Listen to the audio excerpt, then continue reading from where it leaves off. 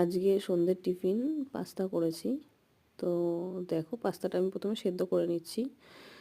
তো গরম জলের মধ্যে তেল, সরষের তেল আর একটু লবণ দিয়ে সেদ্ধ করে নিচ্ছি। তো সেদ্ধটা হচ্ছে,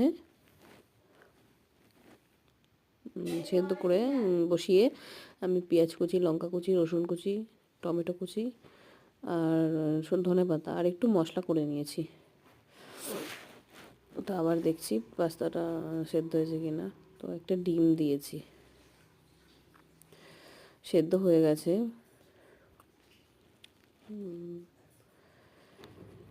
এবার নামিয়ে নিচ্ছি, তো একটা ছাঁকনাতে ছেঁকে নিচ্ছি। তো এটা হচ্ছে, জলটা ঝরুক, একটু নাড়িয়ে দিচ্ছি। তো পরের ভিডিওটা